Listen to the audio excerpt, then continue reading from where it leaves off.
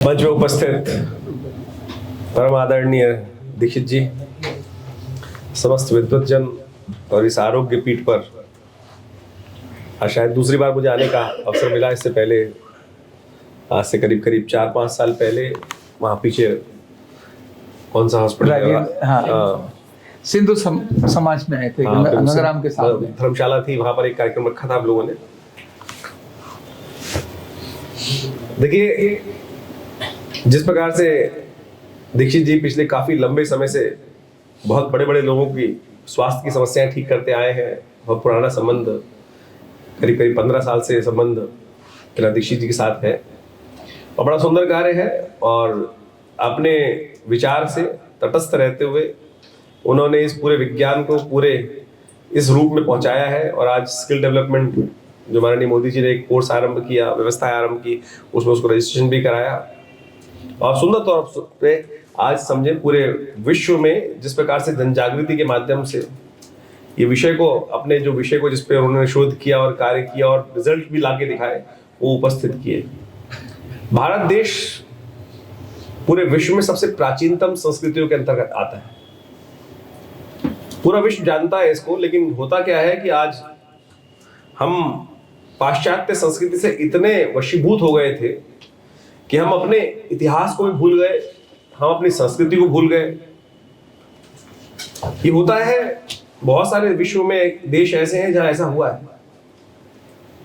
आप एक इस बात को सबसे पहले समझें कि सबसे पहले हमको अपनी संस्कृति में विश्वास करने की आवश्यकता है।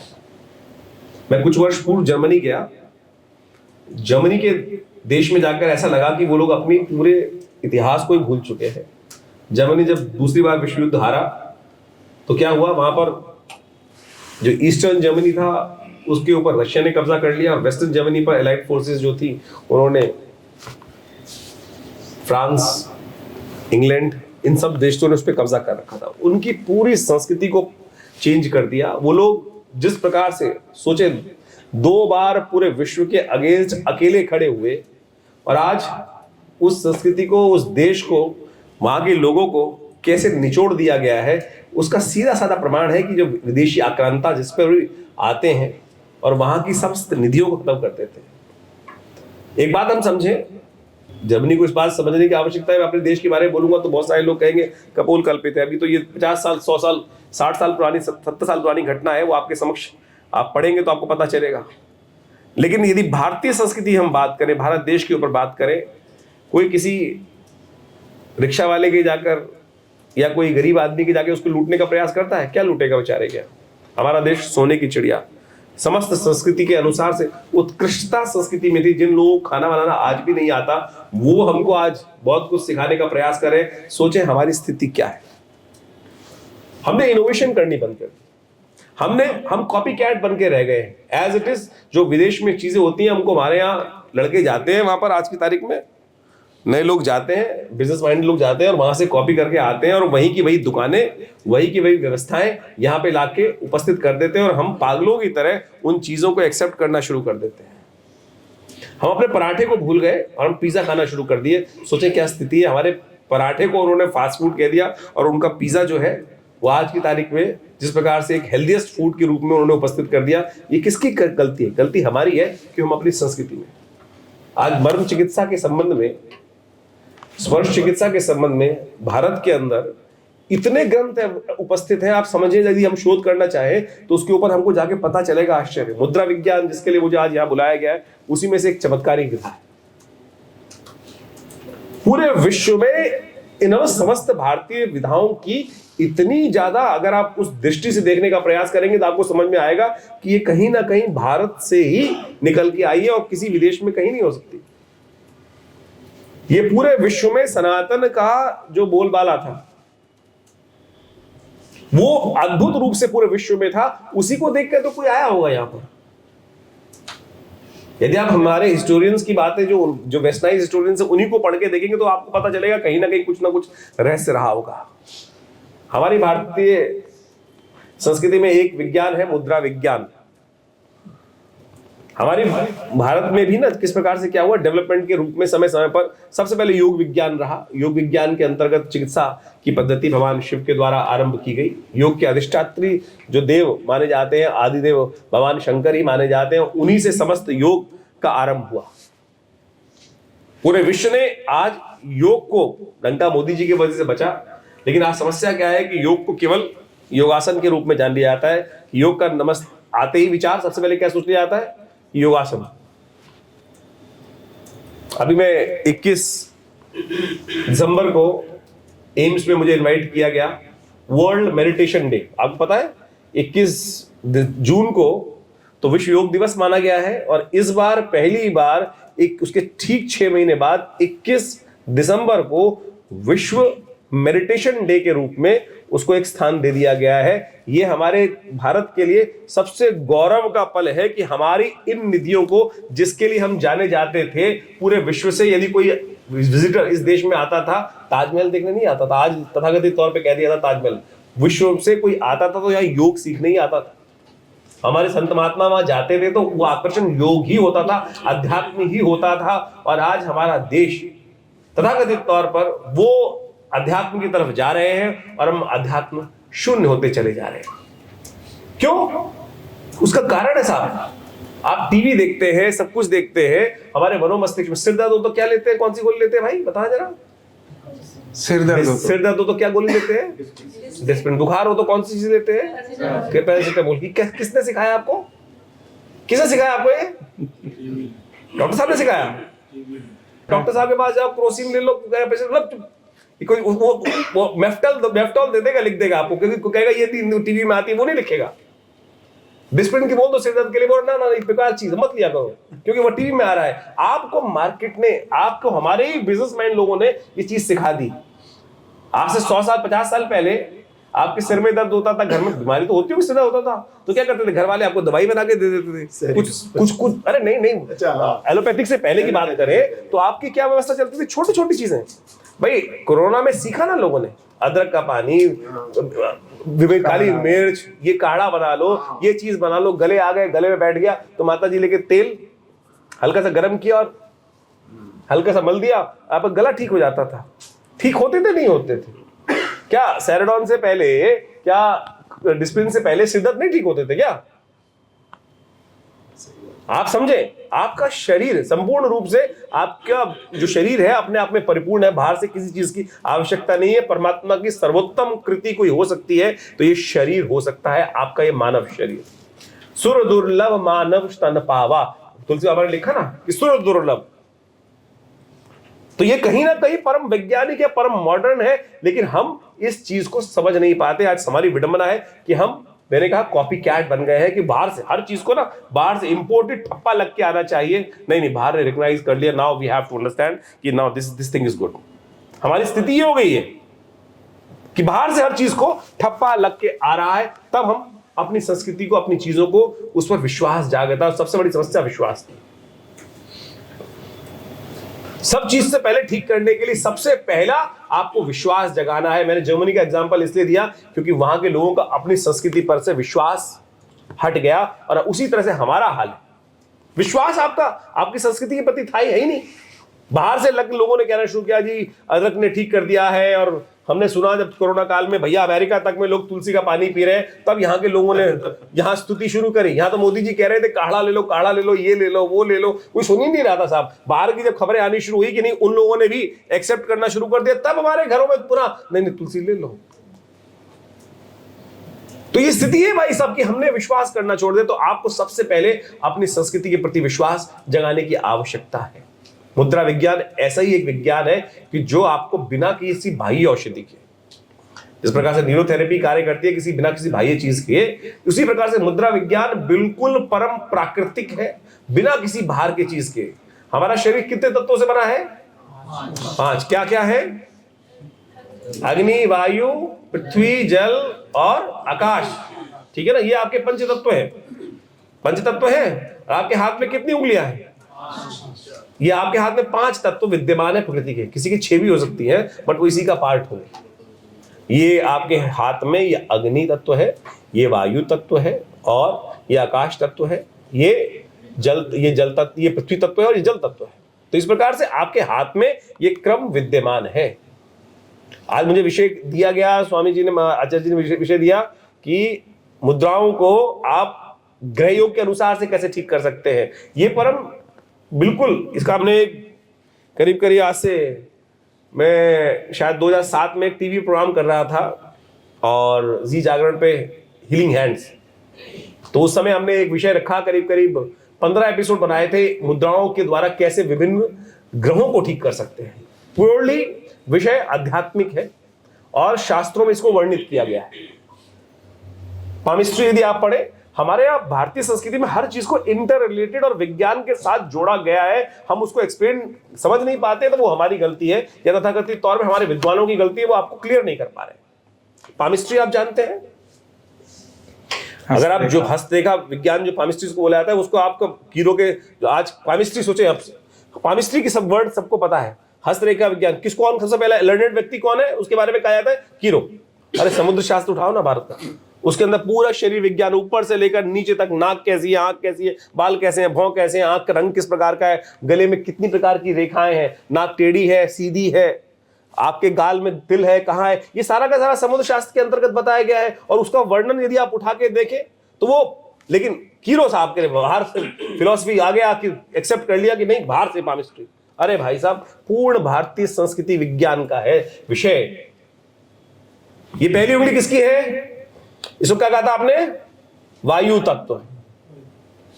ठीक है, वायु तत्व है ना। और ज्योतिष के दृष्टिकोण से इस उंगली को कहा जाता है कि बृहस्पति, गुरु, बृहस्पति की उंगली। ये जुपिटर माउंट है आपके हाथ के हिसाब से। ये क्या है? जुपिटर माउंट है, गुरु। अगर ज्योतिष, उर्दू में ज्योतिष को समझे तो ज्योतिष में बृहस्पति को वायु भी कहा जाता है। ज्योतिष को वायु भी कहा जाता है, बृहस्पति। अगर आप उसको ज्योतिष के अंतर्गत जब पढ़ते हैं, क्या होता क्या है कि हमारा जो वेद विज्ञान है, वेद जो है वो केवल संस्कृत में नहीं लिखा है। आज समस्या क्या है कि आज हम अपनी लैंग्वेज को ही भूल गए। ज्योतिष विज्ञान की या भारतीय सनातन के अंदर जितने भी ग्रंथ हैं वो सबके सब संस्कृत के अंदर हैं, लेकिन वेद जो है वो केवल संस्कृत में होते हुए भी उसके अंदर जो कोड वर्ड्स यूज किए गए हैं, जो वोकैबुलरी यूज की गई है, वो केवल ऐसी है कि उसको समझने के लिए 6 शास्त्रों का ज्ञात होना चाहिए। आपको संगीत आना चाहिए, आपको व्याकरण आनी चाहिए, आपको आयुर्वेद आना चाहिए, आपको ज्योतिष शास्त्र का ज्ञान होना चाहिए, आपको मंत्र विज्ञान का ज्ञान होना चाहिए। Then you can interpret the, जो एक मंत्र है, सूत्र, जो मंत्र क्या लिखे गए वेद के अंदर, mantra are the mystic formulas, codes हैं वो। उसकी इंटरप्रिटेशन करने के लिए केवल ऐसे नहीं, गायत्री मंत्र को कर दिया, ओम भूर्भुवस्सुः तत्सवितुर्वरेण्यं भर्गो देवस्य धीमहि धियो यो न प्रचोदयात्, ये केवल 24 अक्षर नहीं है। इन 24 अक्षरों के अंदर पूरा रहस्य उपस्थित है। इनके अलग अलग फॉर्मेशंस के द्वारा, आपने वो टीवी में रामायण देखी होगी, रामायण के अंदर रामायण अमन सागर की रामायण देखी होगी, वो दिव्य आयुध चलते थे। और उसी आयुर्वेद, उसी मंत्र विज्ञान के अनुसार से इन सब शस्त्रों का निर्माण भी इस गायत्री के द्वारा, जैसे हम गायत्री को ऐसे बोल देते ना कि हम बोल देते हैं भूर्भुवस्सुः तत्सवितुर्वरेण्यं, 24 प्रकार से अलग अलग प्रकार के गायत्री के पाठ हैं। जटा पाठ, घटा पाठ, प्रकृति पाठ, विकृति पाठ। क्या था, किस प्रकार से उच्चारण किया था? जैसे हम गाना गाते स रे गा मा पा धा नी सा, क्या है? सप्तस्वर है। अगर रियाज किया जाए तो क्या होता है? सा सा रे रे गा गा मा मा, सा रे गा मा पा धा। तो इस प्रकार से उसको सिखाया जाता है क्या, कि मनोमस्तिष्क जो है उस शब्द में रम जाए। जैसे आप किसी चीज को सीख रहे हैं तो उसको कोरिलेट किया जाता है उसके साथ। तो इसी प्रकार से हमारे आयुर्वेद, वेद विज्ञान के अंदर जो सूत्र लिखे हैं, उनको बहुत बहुत कोड वर्ड के द्वारा उपस्थित किया गया है। उनको समझने के लिए बहुत सारे विज्ञानों की आवश्यकता है। जैसे मैंने आपको कहा वायु, अगर आयुर्वेद के अंदर वायु शब्द आ रहा है तो उसको वहां रिलेट करना पड़ेगा किस रेफरेंस में उसको यूज किया जा रहा है। आपने मिस इंटरप्रेट कर दिया तो कुछ का कुछ और बन जाएगा। तो वह वायु जो है विशेष तौर पर इसको भी कहा जाता है, और ये मध्यमा है। इसके नाम अलग अलग हैं। ज्योतिष शास्त्र के अनुसार से बात करें संस्कृत के अंदर, ये अंगुष्ठ है, ये तर्जनी है, ये मध्यमा है, ये अनामिका है और ये कनिष्ठिका है। इनके इस प्रकार से नाम चलते हैं। तर्जनी बृहस्पति की कुंडली कही जाती है। ये मध्यमा, जिसको कहा जाता है शनि, अगर पामिस्ट्री में देखें तो ये सैटर्न माउंट, ये सैटर्न है, ये आपका जो उंगली है ये जुपिटर की है, ये सैटर्न की है, ये सन की है, सूर्य की, ठीक है, ये मरकरी जो बुध है इसका, ये इनके उंगली माने। आपके हाथ में समस्त प्रकार के ग्रह विद्यमान है, ये मंगल है, ठीक है, ये अंगूठा मंगल है, ये शुक्र का पर्वत है, ये केतु है, ये राहु का भाव है। तो इस प्रकार से संपूर्ण रूप से अलग अलग पूरे रूप से इसको वर्णित किया गया है। अब मुद्राओं में मैं कहूं कि मैंने इसको विषय बना दिया ना, मुद्राओं में आध्यात्मिक मंत्र विज्ञान में इसका उपयोग बताया गया है। मंत्र विज्ञान में पूरी तरह से इसका उपयोग, किस मंत्र की आहुति यज्ञ में देते वक्त कौन सी मुद्रा होनी चाहिए, कौन सी। आप यज्ञ करते हैं, आप बहुत सारे बार यज्ञ करने जाते होंगे तथाकथित तौर पे, बहुत सारे लोग कभी कभार हमारे घर में यज्ञ होता होगा और वहां यज्ञ करने बैठ जाते हैं, और यज्ञ लिया मैंने तो ऐसे से ऐसे लेकर, यज्ञ क्या है, यज्ञ स्वाहा नहीं, यज्ञ के अंदर एक मंत्र में आखिरी में बोला जाता है स्वाहा। अगर डिक्शनरी में जाओ उसका शब्दकोश में उसका मतलब देखो तो क्या होता है स्वाहा का मतलब, बताओ।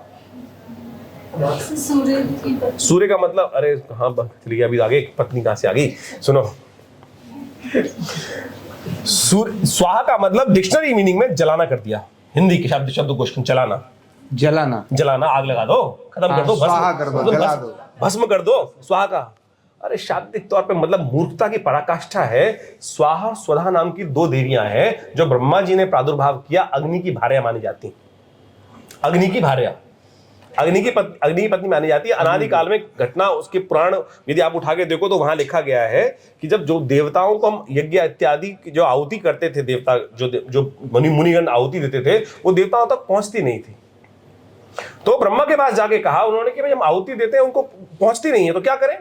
तो एक मंत्र आता है, जयंती मंगला काली भद्रकाली कपालिनी दुर्गा क्षमा शिवा धात्री स्वाहा स्वधा नमोस्तुते। ये भगवती के 9 नाम है, ये भगवती के 9 नाम है, स्वाहा स्वधा। तो उन्होंने 2 देवियों को प्रादुर्भाव किया, स्वाहा और स्वधा। स्वाहा का नाम हुआ कि जो आप अग्नि को आहुति देंगे वो स्वाहा के द्वारा ही, वो उसका कार्य है कि अग्नि की आहुति ले जाकर उस कंसर्न देवता तक वो पहुंचाती है, इसलिए स्वधा।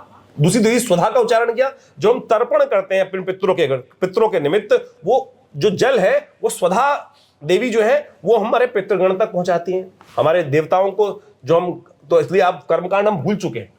हमारी समस्या क्या है, हम कर्मकांड बिल्कुल भूल चुके हैं, तो इसलिए वो सब विज्ञान हम पूरी तरह से हमारे मनोमस्तिष्क से बाहर हो चुका है। तो हम जो केवल स्वाहा करते डालते हैं वो ऐसे नहीं है कि 5 उंगलियों से आहुति दी जाती है, मारण मोहन वशीकरण इत्यादि में हमारे कई प्रकार के कर्म कहे गए।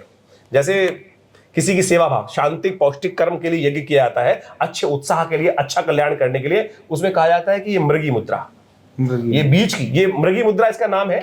ये वैसे तो मुद्रा विज्ञान के अनुसार, चिकित्सा पद्धति के अनुसार से इसको अपान मुद्रा कहा जाता है, लेकिन मंत्र विज्ञान के अंदर कहा जाता है कि इस जो, अगर आप आर्णिक सूत्रावली को उठा के देखेंगे तो वहां इसका फॉर्मेशन बताई गई है मृगी मुद्रा। इसकी आकृति जो है ना, अगर आप इसकी शैडो देखोगे तो ये मृग, 2 कान खड़े हैं, मृग दिखाई दे रहा है, मृगी मुद्रा। अगर भरत मुनि का नाट्य शास्त्र उठाओगे तो वहां 64 मुद्राओं का वर्णन मिलता है। भरत मुनि के नाट्य शास्त्र में अभिव्यक्ति के लिए कि क्या दिखा रहा है, वो क्या कर रहा है, उसमें ये मुद्रा मृग के समान दिखाई देती है, तो इसलिए मृगी मुद्रा। शांति को पौष्टिक कर्मों में ये मुद्रा उपयोग की जाती है। इसके साथ साथ 2 मुद्राओं का प्रयोग किया जाता है, ये मुद्रा और साथ में हंसी मुद्रा। एक व्यक्ति मेरे पास आया, थोड़ी सी बात समझाऊं आपको, इसका नाम है हंसी मुद्रा। अब हमारे यहाँ हिंदुस्तान में चोरी करने वाले और ऐसे उठा के यहाँ कट एंड पेस्ट, जो आज की तारीख में इंटरनेट पे सबसे ज्यादा चलता है कि आर्टिकल बनाना हो नया, वहां से उठाओ, 2 लाइनें यहाँ से उठाओ, यहाँ से उठाओ। एक आदमी मुद्रा विज्ञान में किताब छापी और शायद दिल्ली के एक अच्छे पब्लिशर ने किताब छापी और उसने इस मुद्रा का नाम रखा मुद्रा फॉर लाफ्टर, हंसी मुद्रा। हंसी मुद्रा का नाम है हंस। ये मैंने कहा मृगी मुद्रा, ये नाम है हंसी मुद्रा। अब बेचारे ने किताब छाप नहीं दी, ऊपर से प्रेशर था, उसने इसको हंसी तो समझ में आया नहीं, हंस के हंसी से कर दिया कि मुद्रा फॉर लाफ्टर। तो ऐसी स्थिति है बहुत सारी। अधकचरे विद्वान जो है उसको सत्यानाश करने के लिए शास्त्र का बहुत सारे लोग विद्यमान है। मैं कहूंगा उसकी गलती हमारी ही है कि हम उन विज्ञान को सही रूप से, आज स्कूल्स में तो खत्म हो गया, वेद विद्यालयों में जो बच्चे आ रहे हैं बेचारे। एक बार मेरे पास एक लाला जी आए दिल्ली में, बड़े अच्छे सनातन धर्म प्रतिनिधि सभा के मेंबर थे, तो उन्होंने मुझे तो बोला आचार्य जी आप ना वेद विद्यालय खोलो, हमारा चलता ही था।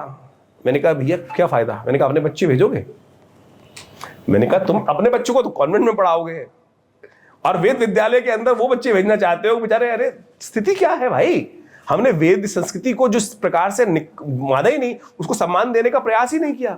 तो आज आवश्यकता है हम अपनी संस्कृति को इतने सुंदर रूप से समझने का प्रयास करें। ये बहुत चमत्कारी चीज है, बहुत चमत्कारी चीज है। आप समझे इन उंगलियों का व्यर्थ प्रयोग, ये आप उंगलियां जो है ये आपको पागल भी बना सकती हैं और आपकी बीमारियों को भी ठीक कर सकती है, पागल बना सकती है। इसका व्यर्थ उपयोग यदि करना शुरू कर दे व्यक्ति तो आपका आईक्यू लेवल बिल्कुल खत्म हो जाएगा। हमने कुछ बच्चों पे एक्सपेरिमेंट किया कि जिनका आईक्यू लेवल बहुत बढ़िया था, जिनको याददाश्त बहुत अच्छी होती थी, हमने उनको उंगलियां चटकाने की आदत डाल दी और पैर हिलाने की आदत डाल दी। विदिन 3 months उनका आईक्यू लेवल डंप हो गया। और हमारे यहाँ पुराने जमाने में कहा जाता कि इन उंगलियों का, हाथों का जो व्यर्थ प्रयोग करते हैं, उबासी लेते वक्त कुछ भी करते, पैर हिलाते हैं, बच्चे कहेंगे मत हिलाओ भाई। अगर हिलाओगे तो क्या होगा कि आपका धीरे धीरे आईक्यू लेवल डंप होता चला जाएगा। उसके बाद इस ज्ञान मुद्रा का, ये बृहस्पति यदि किसी की कुंडली में खराब है, बृहस्पति किसी की कुंडली में यदि खराब है और पंडित जी ने कहा कि एक काम करो पुखराज धारण कर लो, कोई जरूरत नहीं, लाखों रुपए का पुखराज, इतने पुखराज तो मुझे लगता है महीनों से निकलते नहीं होंगे जितने आज लोगों ने धारण कर रहे मैं भी कुछ दिन पहले इंडोनेशिया गया। आप समझे वहां पर लैब्स के अंदर उन्होंने क्या कर दिया है कि क्रिस्टल शीशे को परिवर्तित करके ये जो कलर, जो कलर चाहो वो डाल देते हैं उसके अंदर और वो नग बेच देते हैं। और सो कॉल्ड हमारे ज्योतिषी जो है वो तथाकथित तौर पर पूरे विश्व में इतने नग बिक गए तो शायद पृथ्वी सोचती हो कि मैंने इतने नग तो पैदा ही नहीं किए कभी।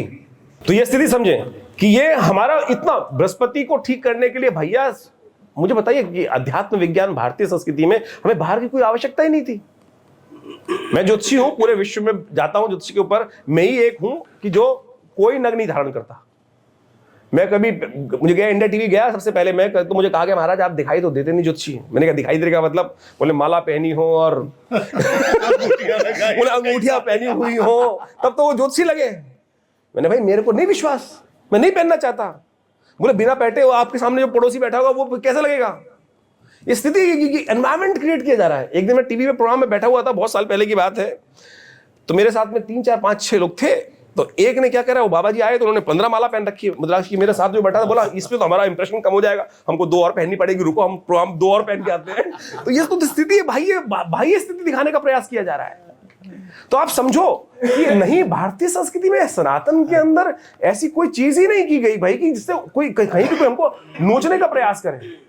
अरे हमारे यहाँ तो दान का इतने बढ़िया सुंदर व्यवस्था कर दी गई कि दान करके आप ग्रहों को ठीक कर सकते हो। और पूर्ण वैज्ञानिक है, बिल्कुल वैज्ञानिक, परम वैज्ञानिक है। उसको मैं कभी समझाऊंगा टाइम लिखकर, तो आपको मालूम चलेगा कि ये दान करने से कैसे पुण्य जागते हैं और कैसे ग्रहों का उपचार होता है। ये ऐसे विषय हैं कि उनको बहुत बढ़िया तरह समझने की आवश्यकता है। आपको तो लगता है कि हमने दान करके अपना नुकसान कर लिया। आपको तो लगता है ना कि भाई अल्टीमेटली 100 रुपए थे, 100 रुपए में से अगर मैंने 5 रुपए दीक्षित जी को दे दिए तो मेरे तो 95 रह गए। अरे वो एक अलग फिलॉसफी है कि वहां पर कुंभ चल रहा है। आपकी तारीख में आज कुंभ चल रहा है ना, कुंभ शुरू होने वाला है 13 तारीख से। पौषी पूर्णिमा का स्थान सबसे पहले रहेगा। जब कुंभ में जाते हैं तो पुरानी परंपरा थी, वहां प्रसाद, हर जगह मंदिर में जाते हो प्रसाद मिलता है। कुंभ में क्या प्रसाद मिलता है पता है आपको? सनातनी हो, सारे हिंदू हो यहाँ पे, कुंभ का प्रसाद क्या है? कुंभ का प्रसाद रेत है। जो वो डुबकी लगा के आते हैं, वो जो रेती होती है ना, रेती, हाँ। रेती जो है वो कुंभ का प्रसाद है। वो वास्तविक तौर पे फिलॉसफी समझाती है कि संसार में कुछ नहीं है, इस संसार में कुछ नहीं है। जो रेत है ना, यही इसी में मिल जाना है तेरे को। कुंभ का प्रसाद जो है ना वो रेत है। ये हमको समझने की आवश्यकता है कि हमारे मतलब हम ऐसे घरों में पैदा हुए कि हमको उस चीज को समझाया ही नहीं गया भाई।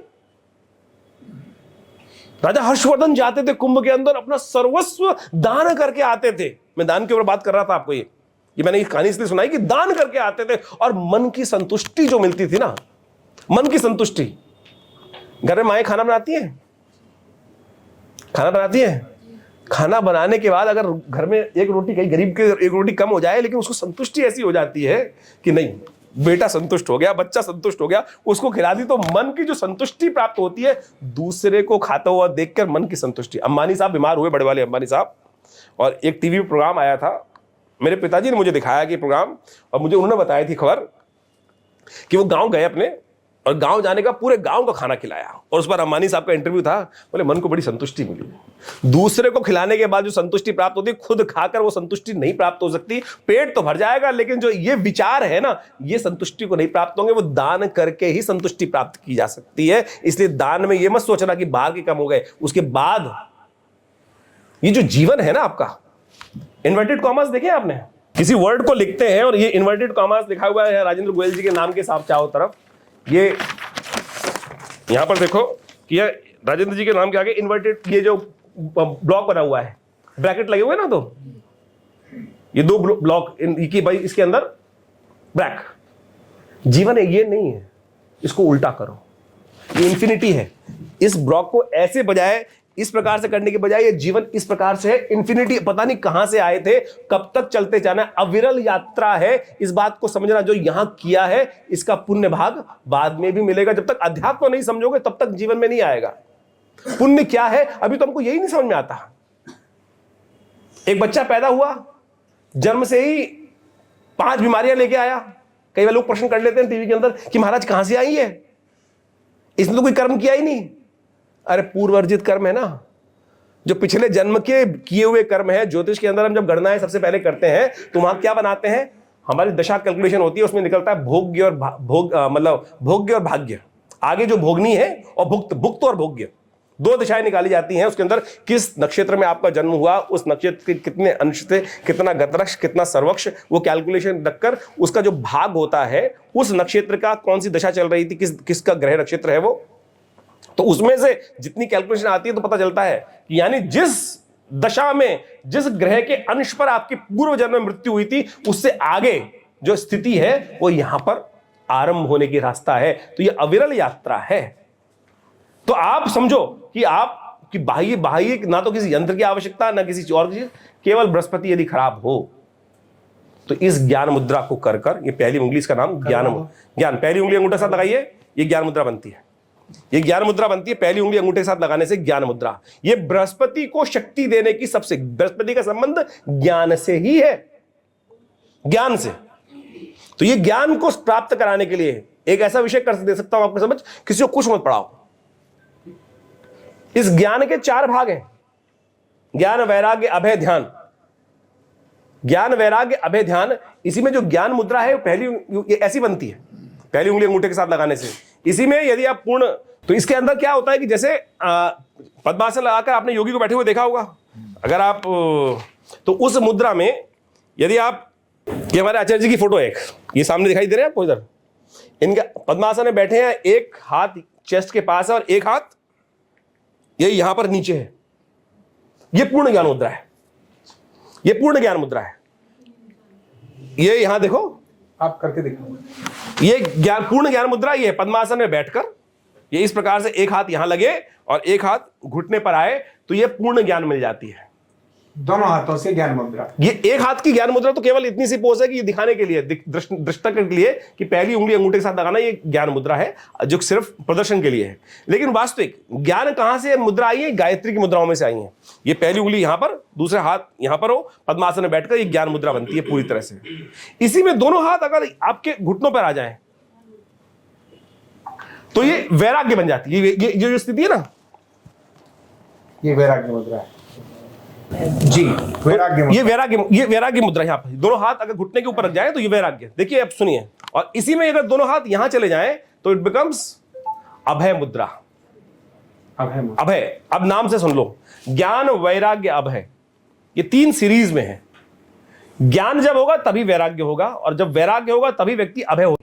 ये मेरे द्वारा किसी कोई भी चीज ऐसी नहीं है कि जो हमने बना दी और सो कॉल्ड तरह से कुलावे मिलाकर हमने सामने रख दिया। पूरी शास्त्र विधि के अनुसार से, पूरी शास्त्र विधि के अनुसार से है। गायत्री के अंदर जब हम करते हैं मुद्राएं तो वहां पे पूरी 24 मुद्राएं बताई गई है। सुमुखम, संपुटम, विततम, विस्ततम, द्विमुखम, त्रिमुखम, चतुर्मुखम, पंचमुखम, षण्मुखम, अधोमुखम, व्यापकांजलि, शकटम, यमपाशम, ग्रंथितम, चोन्मुखो, चोन्मुखम, प्रलंबम, मुष्टिकम। ये 24 मुद्राएं गायत्री से पूर्व है, और गायत्री के जप के बाद 8 मुद्राएं की जाती हैं, उसमें है सुरभिर ज्ञान वैराग्यम। सुरभिर ज्ञान वैराग्यम, जो ज्ञान वैराग्य मैं आपको 2 स्थिति बता रहा हूं, ये वहीं गायत्री के अंतर्गत निकली है। और गायत्री में कहा गया कि एता मुद्रा न जानती गायत्री निष्फला भवेत, कि जो गायत्री जब करते वक्त मुद्राएं नहीं करता है वो गायत्री अपना प्रभाव दिखाएगी नहीं उसके ऊपर।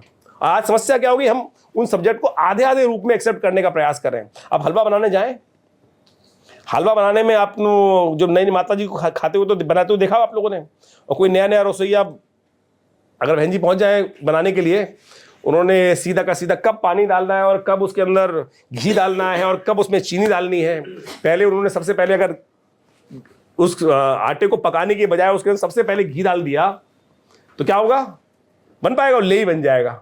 तो वही स्थिति है कि आज हम अपने मंत्र विज्ञान को, यज्ञ को, योग को, अध्यात्म को पूरी तरह समझते ही नहीं, और फिर हम कहते हैं जैसे मर्जी कर लो। जैसे इन्होंने हाथ को ऐसे करा हुआ था तो ये उससे कोई फर्क नहीं, उससे कोई फर्क नहीं है। तथागत मैं गया भी, जब मैं शायद मुझे याद है मैं अणुव्रत में एक लेक्चर दे रहा था, तो अणुव्रत में लेक्चर देते थे, वहीं एक व्यक्ति आया कि भाई साहब उन्होंने क्या किया, आज हमारी समस्या क्या है कि अगला वाला हमको 2 एक्सपर्ट ओपिनियन देता है तो हम कहते हैं अरे वाह बहुत बढ़िया बताया, क्या हो, अरे भैया उसने क्या कहा जी, हाथ इरेक्ट होने चाहिए, आपके हाथ की एनर्जी पृथ्वी में घुसेगी और वहां पर जाकर उस एनर्जी को न्यूट्रल कर देगी। क्या भाई साहब, मुद्रा विज्ञान। मेरे पास एक जर्मनी से लेडी आई और उसने मेरी किताब को, हमारे पिताजी की किताब को 17 लैंग्वेजेस में ट्रांसलेट किया, 17 लैंग्वेजेस में ट्रांसलेट किया और मुझ पर आई, और मुझे जब मेरे पास आई 2001 में शायद मेरे पास मिलने आई, उसको मुद्रा विज्ञान की बेसिक तक नहीं पता थी। वो कह रही थी कि एक्यूप्रेशर है, मतलब मुद्रा विज्ञान तत्व योग विज्ञान का भाग है। तो ये ज्ञान मुद्रा जो है इस प्रकार से है। तो मैंने आपको कहा कि अगर बृहस्पति संबंधित कोई समस्या जीवन में आ रही है, मत धारण करो नग, कुछ और करने की आवश्यकता नहीं, केवल इस बृहस्पति का नेगेटिव प्रभाव दूर करने के लिए, सात्विकता को उदय करने के लिए इस मुद्रा को आप करेंगे तो अच्छा। आप जन्मपत्री को डिस्कस करें, जन्मपत्री में देखें नेगेटिव इफेक्ट है बृहस्पति का या पॉजिटिव इफेक्ट है। अगर नेगेटिव बृहस्पति की ताकत को बढ़ाना है आपको तो ये मुद्रा कर सकते हैं, और उसी में बृहस्पति की ताकत को यदि घटाना है आपको तो आप इस मुद्रा को, जिसको वायु मुद्रा कहा जाता है, इस मुद्रा को इस प्रकार से करेंगे तो बृहस्पति का नेगेटिव इफेक्ट खत्म करने के लिए ये सुंदर कार्य करेगी। बृहस्पति का खराब इफेक्ट, यानी किसी का बृहस्पति जातक का बृहस्पति जो है यदि नेगेटिव इफेक्ट कुंडली में, सबसे ज्यादा बृहस्पति कभी भी कुंडली में नेगेटिव इफेक्ट नहीं करता। 12वें भाव में किसी का बैठा हुआ है तो बात अलग है, लेकिन सबसे बढ़िया चीज ज्ञान मुद्रा यही है। मुद्राएं कभी भी साइड इफेक्ट नहीं करती, नेगेटिव इफेक्ट नहीं करती। तो सबसे बढ़िया बृहस्पति को ताकत दीजिए। बृहस्पति अपने आप ज्ञानवान है, आपकी समस्याओं को ठीक करने का रास्ता बनाएगा। शनि महाराज, एक ऐसा नाम आते ही सबसे ज्यादा ज्योतिष के अंदर जो फोबिया क्रिएट किया जाता है वो इस शनि के नाम पे किया जाता है। यह है शनि की मुद्रा, इसको शून्य मुद्रा बोला जाता है। शून्य मुद्रा जो है यही है, ये शनि की मुद्रा है। शनि के जितने भी नग हैं वो इसी में धारण करते हैं आप लोग, और इसको नेचुरल वे में ठीक करने के लिए इस मुद्रा का सबसे बढ़िया प्रयोग है कि आप इसको कितनी देर करें, इस मुद्रा को यथेच्छ कर सकते हैं, कोई साइड इफेक्ट नहीं। एक हाथ से की जाने वाली जो मुद्राएं हैं, किसी भी एक हाथ से की जाने वाली मुद्राएं जो हैं वो यथेच्छ की जा सकती है, जितने मर्जी आप कर सकते हैं उसको, प्रभाव को कोई नुकसान नहीं देगी। ये जो पहली शनि की मुद्रा है सबसे बेस्ट काम करने वाली है। अब शनि आपकी कुंडली में अच्छा है खराब है कैसे देखेंगे? अब जन्मपत्री नहीं है किसी के पास, टाइम ऑफ बर्थ नहीं है, तो ये आपके हाथ में, यह आपका हाथ आप बता सकता है कि आपके ग्रह ठीक कौन से चल रहे हैं। ये जो बाबा जी का हाथ देखिए आप, ये जो माउंट है, ये माउंट है, आपको बताएगा ये ग्रह ठीक है कि नहीं है। ये जो माउंट, हर एक माउंट है, this is Jupiter mount, this is Saturn mount, this is Apollo mount और दिस इज मरकरी माउंट। ठीक है, अब ये माउंट जो है वो बिल्कुल नीचे होना चाहिए। अगर आप ध्यान से देखोगे तो इसके अंदर एक, जैसे हाथ के अंदर वो निकलती है ना, शंख बना है या अलग सीपी बनी है, वो क्या बना हुआ है, तो इसी प्रकार से इस माउंट पर भी एक फ्लावर की तरह बना होता है। सेंटर पॉइंट देखो, उसका सेंटर पॉइंट देखोगे तो कहां आ रहा है, ये जितना माउंट दबा हुआ होगा, आप मान के चलें कि ये बृहस्पति का जो अच्छे बड़े धनाढ्य व्यक्ति, बड़े समृद्ध व्यक्ति होते हैं, जो जिनको आप कहा जाता है कि उनका ये माउंट देखोगे तो अच्छे योगियों को देखो, संत महात्माओं को देखो, ये बृहस्पति का माउंट बहुत बढ़िया तरीके से उभरा हुआ गद्दे की तरह होगा। गद्दे की तरह होगा ये माउंट, ये गद्दे की तरह माउंट होगा। अगर वो कंप्रेस्ड है, दबा हुआ है, तो समझ लो बृहस्पति वीक है। अच्छा, बृहस्पति वीक कमजोर, से देखिए पता है। हाथ से देखे पता, जरूरत क्या बात है, ज्योतिष के अंदर सब कुछ हाथ से देखे। जन्मपत्री तो बहुत विशद बृहद वर्णन है, बाहर से देख सकते हैं। और अगर आपके हाथ में आपको पता चले कि देव कृपा नाम की देव कृपा जो जीवन में है, कि हमको भगवान कृपा है कि नहीं है, वो कैसे देखा जाए? हाथ में एक लाइन होती है, हाथ में, आप पामिस्ट्री भी सिखा रहा हूं आपको मैं, ठीक है ना? तो हाथ में एक लाइन होती है जिसको कहा जाता है जुपिटर रिंग। जुपिटर रिंग, ये जो स्वामी जी के हाथ में हल्की सी बनी हुई है ना यहाँ पे, ये इसके हाथ के ये नीचे यहां पर ये लाइन बनी हुई है जुपिटर रिंग। ये साक्षात प्रतीक है कि परमात्मा की कृपा। अरे अभी मत दे गया। तो ये जुपिटर रिंग जो है, देखिए ये देखिए ना, मेरे पिता के हाथ में इतनी बड़ी, इतनी, मतलब जिसको बोला था ना, जैसे ये देख रहे हैं ना जुपिटर, ये जो लाइन, ये जुपिटर रिंग बोली जाती है इसको। ये जबरदस्त लाइन है कि यानी देव से संबंध, परमात्मा से संबंध, सरल हृदय व्यक्ति। चलिए, जब पीछे से एक आवाज और आई थी इसी लाइन पर, बोले मैरिज लाइन। नहीं, मैरिज लाइन ये, मैरिज लाइन ये, मैरिज की ये लाइन मानी जाती है। वो मैरिज लाइन इधर नहीं है, इधर वाली जुपिटर रिंग है, यहाँ वाली वो आदि। अब क्या होता है ना कि इधर के वो भानुमति का पटीरा जोड़ा, कहीं इधर से इधर का रोड़ा, इधर का पत्थर, और भानुमति का पितारा, वो ये बृहस्पति का सबसे। अब आपने समझ लिया। अब बृहस्पति आपका कमजोर है, बृहस्पति कमजोर है, तो उसको ये ज्ञान मुद्रा सबसे बेस्ट है। कुछ और करने की आवश्यकता नहीं। मत पहनो पुखराज वगैरह, पता नहीं कितने लाख रुपए का पुखराज आएगा। और तथाकथित तौर पे जो पुखराज मिलता है ना बाजार में, हमारे यहाँ कहा गया है, एक पुरानी कहावत है, सुनारों के अंदर चलती है कि हीरे का जो व्यवसाय है, हीरे का जो व्यवसाय है, हीरा सबसे प्रेशियस स्टोन माना जाता है। हीरे का जो व्यवसाय है वो पन्ना और माणिक की दलाली में हो जाता है। यानी माणिक वगैरह जो है, जो सूर्य का रत्न है, गोमेद है, पुखराज इत्यादि हैं, उनकी दलाली में ये इतनी प्रेशियस चीज है जो अवेलेबल ही नहीं होती भाई साहब। पूरी माइंस के अंदर 10 पत्थर निकलते होंगे, और आज की तारीख में पूरी तरह से जो सो कॉल्ड तौर पे काम किया जा रहा है, वो क्या है, वो क्या स्थिति उत्पन्न करेगा। शनि के लिए मुद्रा ये हो गई। अब सूर्य, सूर्य कीर्ति के मालिक है, आत्मा के मालिक है, यश के मालिक है, ठीक है ना? तो सूर्य को अब क्या है कि ये जो माउंट है सूर्य का, जितने पॉलिटिशियंस देखना, बड़े बड़े पॉलिटिशियंस देखना, उनका ये सूर्य का माउंट होगा बहुत। मेरा तो दबा हुआ है, देखो ये दबा हुआ है ना, तो यहां पर एक लाइन भी है, सन लाइन जिसको बोला जाता है। ये जो सन लाइन बोला जाता है, सन के नीचे जो, इसको फेम लाइन बोला जाता है, फेम लाइन। शनि के नीचे लक लाइन होती है, जो यहां से निकल के आती है, ये जाती है शनि तक, माउंट तक। ऐसे ही ये जो आपको देखना है कि सूर्य आपका कमजोर है, तो उसको ठीक करने के लिए सूर्य मुद्रा, ये सूर्य मुद्रा है। सूर्य मुद्रा ये अद्भुत रूप से कार्य करती है। इसको बहुत वृहद रूप से बनाया सूर्य मुद्रा। इसी प्रकार से जो बुद्ध के लिए है, वो ये वरुण मुद्रा है। बुद्ध के लिए वरुण मुद्रा, दोनों हाथ से कर सकते हैं, कोई दिक्कत नहीं, अलग अलग हाथ, कोई दिक्कत नहीं है। इसी प्रकार से मंगल को ठीक करना चाहते हैं तो ये सुकरी मुद्रा, सुकरी 5 उंगलियों को तत्व करने के लिए सुकरी मुद्रा मानी जाती है मंगल के लिए,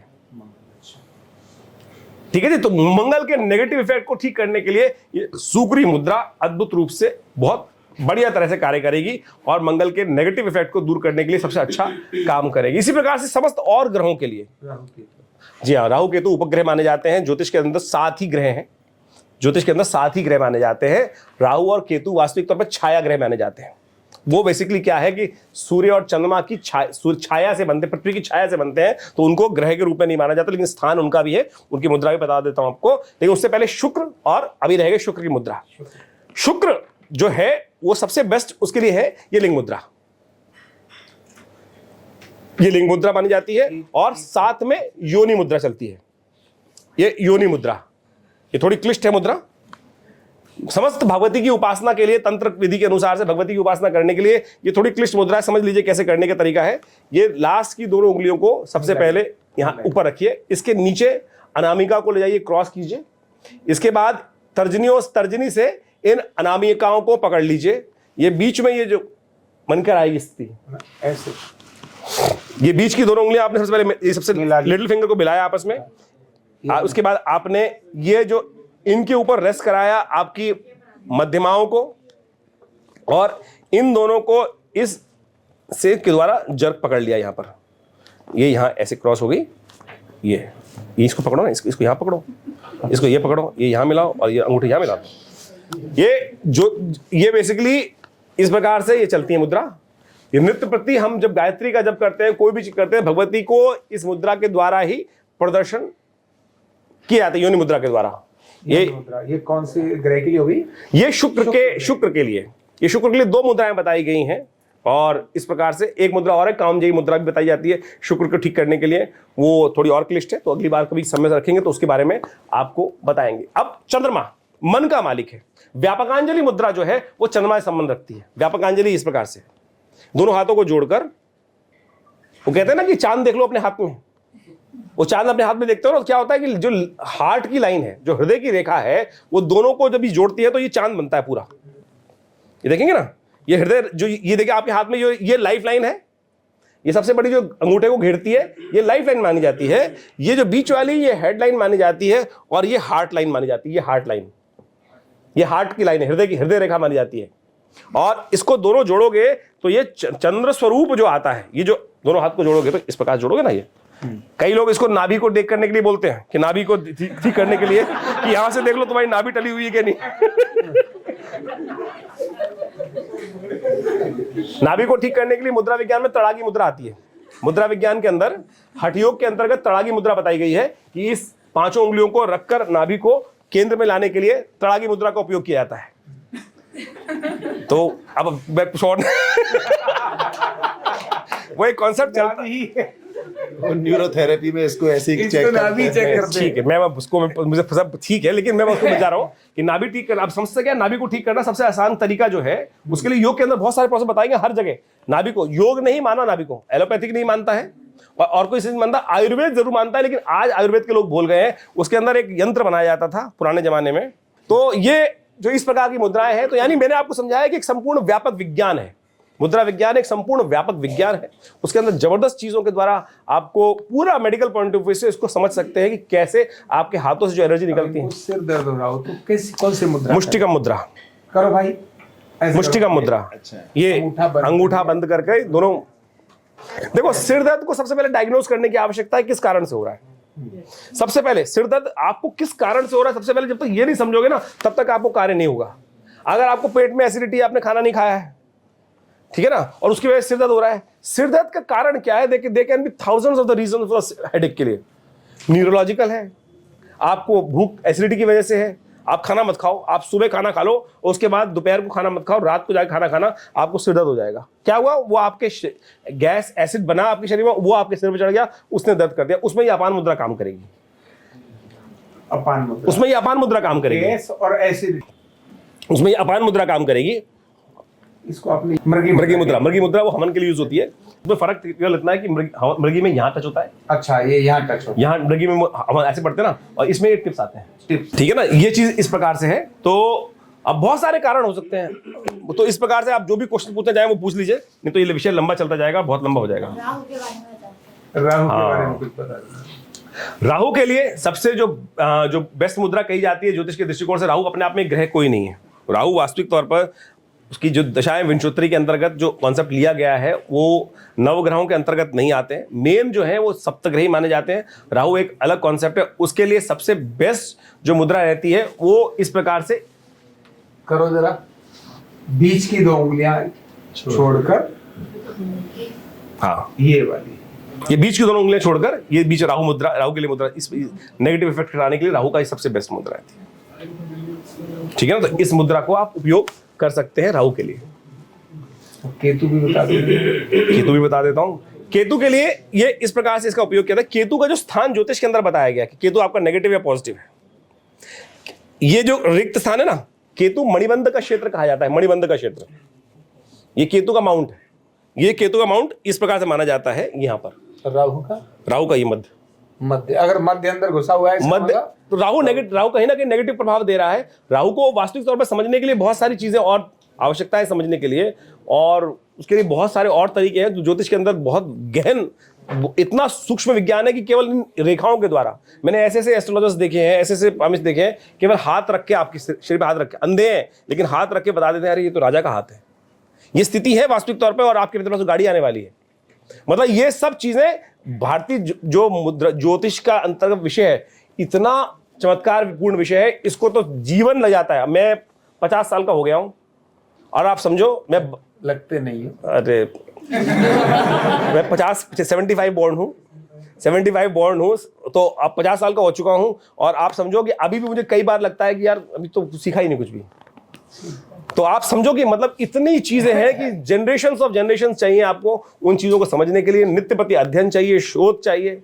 और हमारी भारतीय संस्कृति तो इतनी चमत्कारी है कि इसके अंदर इसका वांग्मय इतना व्यापक है, इतना व्यापक है। आप सबसे पहले विश्वास करें, कोई प्लेसिबो नहीं है, कोई प्लेसिबो नहीं है।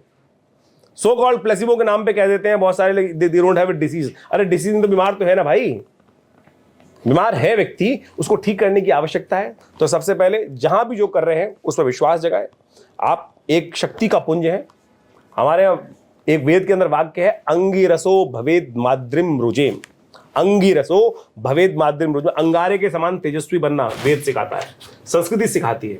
और आप अपने आप को उस अंगारे के समान तेजस्वी जब तक विचार नहीं करोगे, जब तक आप ये सोचते रहोगे मैं तो बेकार हूं, मैं तो बेकार हूं, मैं तो कुछ कर ही नहीं सकता, छोटा आदमी हूं ना, उस परमात्मा के अंश हो आप उस परमात्मा के अंश हो। ये सच की समझ लो, हर व्यक्ति छोटा ही था और उसने जब अपनी शक्ति को पहचान लिया, उस अंदर बैठे हुए परमात्मा को अपने अंदर देख लिया, तो चमत्कार उपस्थित कर दिया। तो ये समझते हुए कार्य करेंगे।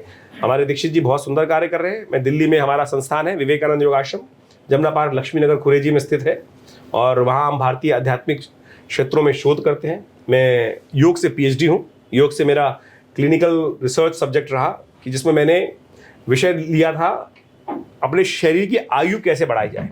ये श्वास है जो आपकी आयु बढ़ा सकती है। ब्रीद है, इसको प्राणायाम के रूप में योग ने स्थान दिया। और मेरा जो सब्जेक्ट मैटर्स थे वो सब्जेक्ट थे हमारे कछुआ और जो मेंढक होता है ना, फ्रॉग, ये मेरे विषय थे। इनके ऊपर मैंने पूरी उसके अंदर रिसर्च में समझाया, दिखाया कि कैसे उनकी आयु सबसे ज्यादा मानी जाती है। सबसे लंबा जीता है कछुआ। कारण है कि जो साइंटिफिक वैल्यूज में कहा जाता है दे गो इन हाइबरनेशन प्रोसेस, बट योग कहता है वो जड़ समाधि में जाते हैं। योग ने वहीं से चैतन्य समाधि की तरफ सीखा है, प्रकृति से। प्रकृतिदत्त जीवों को सिद्ध है जड़ समाधि। तो ये पूरा विषय बहुत जबरदस्त है और मैंने भारतीय संस्कृति ज्योतिष को अपने पिता के साथ सीखा बहुत अच्छे से।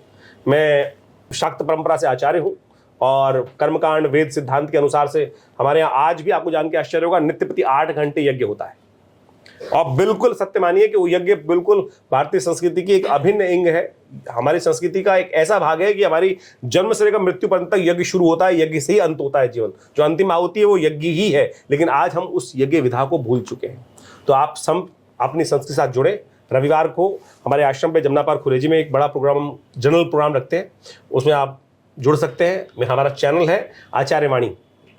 आचार्यवाणी चैनल आप मुझे ज्वाइन कर सकते हैं और उस आचार्यवाणी चैनल पर हम बहुत सारी विधाओं के ऊपर, मेरे पिता आचार्य श्री केशव देव जी के करीब करीब उसमें 150-200 वीडियोस उसमें उपस्थित हैं। आप उनकी चेहरे पर जाकर ही, उनके दर्शन करके ही, उनकी आवाज़ को सुनकर ही उस आध्यात्मिक टच को अपने जीवन में प्राप्त कर सकते हैं। तो इसलिए सुंदर रूप से भारतीय संस्कृति को समझें। अभी मेरे एक प्रोग्राम ऑल इंडिया मेडिकल में भारतीय सेंटर में जो प्रगति मैदान है वहाँ होने वाला है, नेफ्रो के ऊपर। ध्यान कैसे नेफ्रो के पेशेंट जो होते हैं, किडनी फेलियर के पेशेंट्स होते हैं, उसको ठीक कर सकता है। तो उसको हमें समझने की आवश्यकता है। आज बहुत सारे सो कॉल्ड लोग बहुत अलग अलग प्रकार से हमारे बहुत सारे पेशेंट्स को अलग अलग प्रलाप कर रहे हैं। जैसे किसी ने कह दिया कि केवल टब में बैठकर नेफ्रो के केसेस ठीक हो सकते हैं, या बहुत सारी सो कॉल्ड चीज़ें चल रही हैं। तो उनको हमें समझना पड़ेगा कि फालतू बातें हैं। बहुत सारी चीज़ तथाकथित तौर पर भारतीय संस्कृति के बिल्कुल विरुद्ध उपस्थित किया जा रहा है। सपोज मैं एक विषय को अलग कर रहा हूँ, मैं कहूँगा दीक्षित जी इस पर कार्य करने का प्रयास करें। दूध क्या है, दूध कैसे, दूध पीना चाहिए नहीं पीना चाहिए। आज कुछ लोगों ने, क्योंकि आज की तारीख में पब्लिसिटी करनी हो ना, तो सबसे पहले नेगेटिव बोलो। जो आप करते हो उससे अलग बोलोगे तो लोग सुनने आएंगे। कुत्ता आदमी को काटता है, लेकिन आदमी कुत्ते को काट ले वो खबर बनती है। तो इस खबर के चक्कर में मत फंसो, सत्य को जानने का प्रयास करो, अच्छा होगा।